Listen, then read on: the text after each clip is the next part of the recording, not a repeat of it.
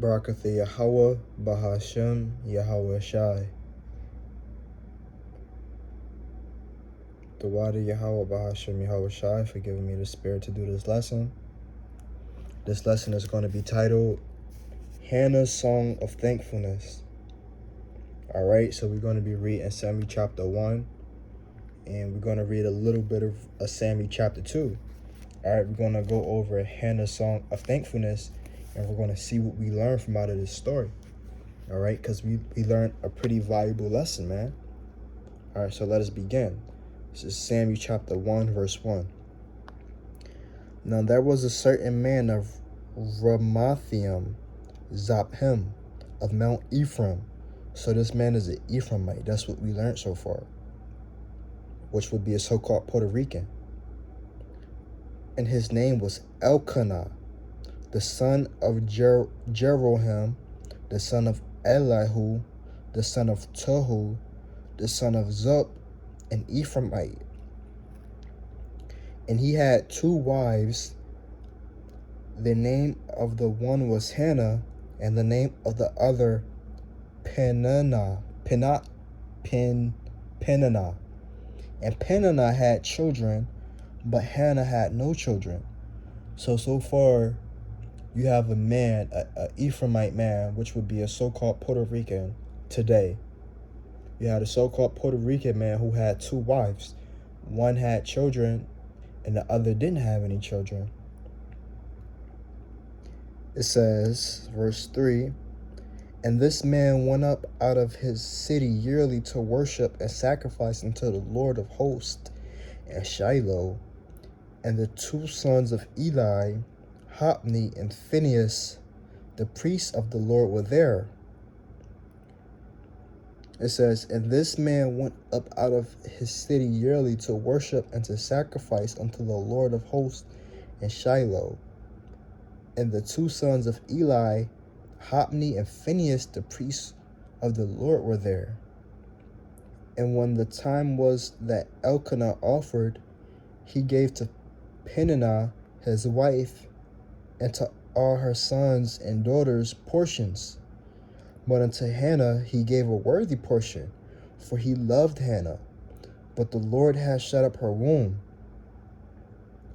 And her adversary also provoked her sore, for to make her fret, because the Lord had shut up her womb. Right, so Hannah, she wasn't able to give birth to children. All right, and she had an adversary who was provoking her, who was like, ah ha ha ha ha, you can't have children. You know what I'm saying? You see me with all of these children, you know what I'm saying? Where your children at? You a woman and you can't give birth to a child? That's how she was. Okay? It says, verse 6, and her adversary also provoked her sore, for to make her fret, because the Lord has shut up her womb. And as he did so year by year, when she went up to the Salakia, verse 7, and as he did year by year, when she went up to the house of the Lord, so she provoked her. Therefore she wept. So Hannah, she was heartbroken, because a woman's main job is to what? Is to serve her, is ultimately, because what is a woman? A woman, when you go into the etymology of the word woman, you find out that the etymology of the word woman means female servant. So the main purpose of a woman is to serve her father and her husband and to bear children. All right, so when you're a woman and you can't bear children, you know what I'm saying, that gives room for doubt. Like, dang, man, I can't bear no children, right? Like, that's what you're supposed to be doing, right? And I'm not a woman, so I can't go too much into it. It says, verse 7, and as he did so year by year, when she went up to the house of the Lord, so she provoked her. Therefore she wept and did not eat. So this is a different type of provoking. All right, so her adversary, she's pissing Hannah off to the point where Hannah she's not even eating food anymore. Okay? It says, then said Elkanah her husband to her, Hannah, why weepest thou? And why eatest thou not? And why is thy heart grieved? Am not I better to thee than 10 sons? So Hannah rose up after they had eaten in Shiloh, and after they had drunk. Now Eli the priest sat upon a seat by the post of the temple of the Lord, and she was in bitterness of soul, and prayed unto the Lord, and wept sore. So what do we learn so far? So far we learn and understand that Hannah is she's the wife of Elkanah, and she is barren, but she trusts in the Lord, man. As you can see, it says, and she was in bitterness of soul, and prayed unto the Lord, and wept sore. You know what I'm saying? So what do we learn from that? You know what I'm saying? When the adversary is provoking us, you know what I'm saying, what we should do, we should act like Hannah, and we should run to the Lord, Yahweh Bahashem Yahweh Shai. We should cry unto him, man, because he is our husband. It says, verse 11, and she vowed a vow and said, O Lord of hosts, if thou wilt indeed look on the affliction of thine handmaid, and remember me, and not forget thy handmaid, but will give unto thy handmaid a man-child, then will I give him unto the Lord all the days of his life, and thou shalt no razor come upon his head. And it came to pass, as she continued praying before the Lord, that Eli marked her mouth. And Hannah, she spake in her heart only. Her lips moved, but her voice was not heard. So she was pretty much praying in her head. Okay, her lips were moving, but her voice wasn't heard. It says, therefore Eli thought she had been drunken. And Eli said unto her, how long wilt thou be drunken? Put away thy wine from thee. And Hannah answered and said, no, my Lord, I am a woman of sorrowful spirit. I have drunk neither wine nor strong drink, but have poured out my soul before the Lord. Count not thy handmaid for a daughter of Belial, for out of the abundance of my complaint and grief have I spoken hitherto. Now Eli answered and said, go in peace, and the power of Yasharallah grant thee thy petition that thou hast asked of him. And she said, let thine handmaid find grace in thy sight. So the woman went her way and did eat, and her countenance was no more sad. And they rose up in the morning and worshipped before the Lord, and returned and came to their house to Ramah, and Elkanah knew Hannah's his wife, and the Lord remembered her. Wherefore it came to pass, when the time was come about after Hannah had conceived, that she bare a son and called his name Samuel. All right, so that goes to show, man, the Lord can do anything, because there was a woman who was without child, who wasn't able to give birth to children. You know what I'm saying? She prayed to the Lord. She cried out to the Lord with all her heart, soul, and mind. And the Lord heard her supplication, man. The Lord heard her. And the Lord gave her a man-child. Verse 21. Salakia, we're gonna come back here to verse 20. It says, wherefore it came to pass, when the time was come about after Hannah had conceived, that she bare a son and called his name Samuel, saying, because I have asked him of Yahweh Bahashem Yahweh Shai. And the man Elkanah and all his house went up to offer unto the Lord the yearly sacrifice and his vow. But Hannah went not up, for she said unto her husband, I will not go up until the child be weaned, and then I will bring him, that he may appear before the Lord, and there abide forever. And Elkanah her husband said unto her, Do what seemeth good, tarry until thou have weaned him. Only the Lord establish his word.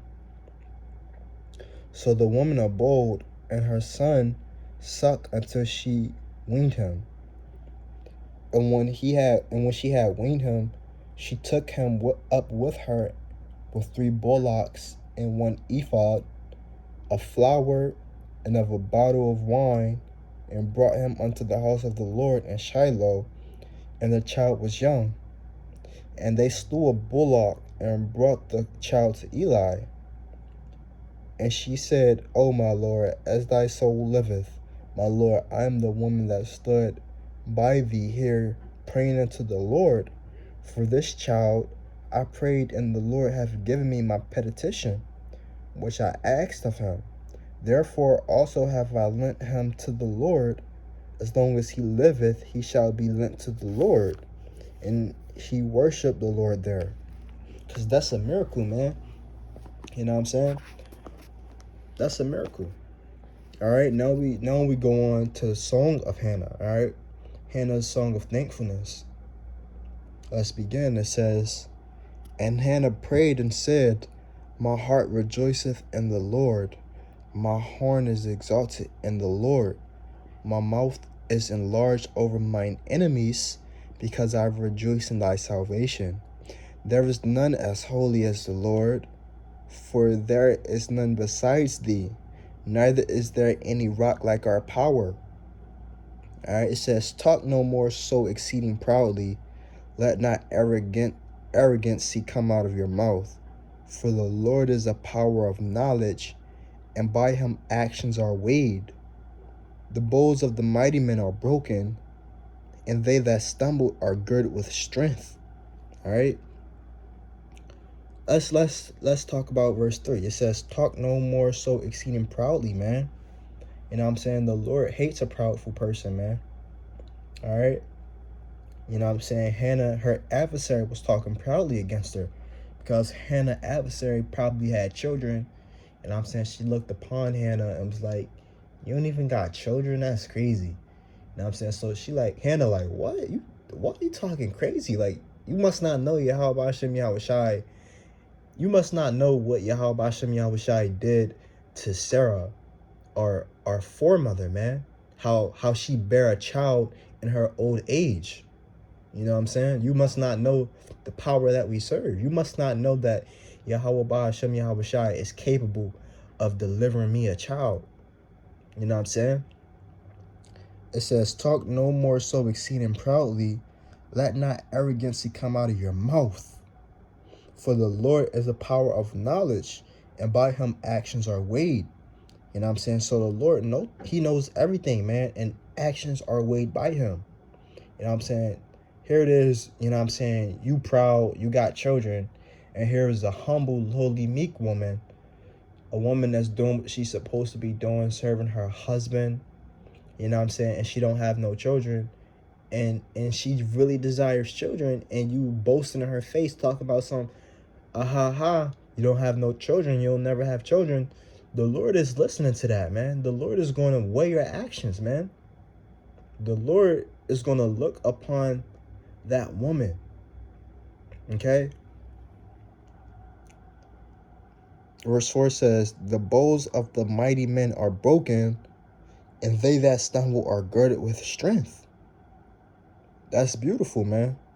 It says, The bows of the mighty men are broken, and they that stumble are girded with strength, man. You know what I'm saying? So that goes to show you what type of power that we serve. That goes to show what type of God we have, man. We have a righteous God, man. A righteous God who weighs actions, man. Who won't allow the proud to continuously be proud. But a God that will look upon the humble and hear the cry of the humble. It says, The bows of the mighty men are broken, and they that stumble are girded with strength. They that were full have hired out themselves for bread. You know what I'm saying? So here it is, you got all the food in the world. You thinking, oh, I don't need no food. You know what I'm saying? I got bunkers full of food. You know what I'm saying? I'm set for life. You know what I'm saying? A famine about to happen. Here it is, me and my whole family, we about to eat forever, man. You know what I'm saying? It says, they that were full have hired out themselves for bread. You know what I'm saying? So yeah, you got all of that and you proud. Oh, really? The Lord, he about to take that food from you. Now you about to have to go get a job. Now you about to have to start from zero. Now you about to have to work 12-hour shifts just to make sure you can eat. It says, they that were full have hired out themselves for bread, and they that were hungry ceased. So that the barren hath borne 7, and she that hath many children is waxed feeble. The Lord killeth and maketh alive. He bringeth down to the grave and girdeth up. The Lord maketh poor and maketh rich. He bringeth low and lifteth up. He riseth up the poor out of the dust, and lifteth up the beggar from the dunghill, to set them among princes, and to make them inherit the throne of glory. For the pillars of the earth are the Lord's, and he hath set the world upon them. So everything belongeth unto the Lord, man, and he could do whatever he want, man. He can do whatever he want with you, man. If you're a poor, lowly man, the Lord can snap his finger, and just like, say for an example, you're a poor, lowly man. You know what I'm saying? And you living inside of a hotel. You know what I'm saying? You spent all your money on an inn. You know what I'm saying? You about to have to leave. You know what I'm saying? The Lord can snap his finger. You know what I'm saying? Mr. Beast break through your door. You know what I'm saying? He bring you $50 million. He put a gold chain around your neck and anoint your head with oil, and put a golden rod in your hand and tell you to come out. Hey, man, the Lord can do that, man. The Lord, he can do that, man. And that's easy, man. Put a nice robe on you. Put a couple rings on your fingers. You know what I'm saying? Give you Mr. You know what I'm saying? What? He give you multiple women? Oh, no, you him. Oh, now your faith on a whole nother level now. You know what I'm saying? So the Lord can easily do that. All right? Verse 9, it says, he will keep the feet of his saints, and the wicked shall be silent in darkness, for by strength shall no man prevail. All right, what did King David say? He said, not by strength nor by might, but by thy spirit, man. Roughly paraphrasing. Verse 10, it says, the adversaries of the Lord shall be broken to pieces. Out of heaven shall he thunder upon them. The Lord shall judge the ends of the earth, and he shall give strength unto his king, and exalt the horn of his anointed. All right, man. So we're going to end it off right there, man. You know what I'm saying? One thing we learned about Hannah's song of thankfulness is that the Lord can do anything, man. The Lord can. That's why it's important to never be proud, because the Lord, you know what I'm saying? Here it is, you being proud. The Lord sits in the heavens. You know what I'm saying? He's laughing at the proud, because you don't have no control of anything, man. The Lord is in control of everything. The Lord can kill all of your children. You know what I'm saying? Here it is, you're a proud woman. You talking about you got all of this children. Ha ha ha, kiki kiki. Now you making fun of the barren woman, the woman that can't give birth to a child, and here she is doing what she's supposed to be doing to the best of her ability. You know what I'm saying? And you just all proud. The Lord could kill your children, man. And now you don't got no children. And now he done blessed the woman with multiple children. Now she flourishing. You know what I'm saying? The Lord can do that. You know what I'm saying? So one thing we learn about Hannah's song of thankfulness is that the Lord, he pays back the proud, man, and he rewards the humble. All right. So Lord willing, this is quick, short, exhortating, and straight to the point. I'm gonna say shalom.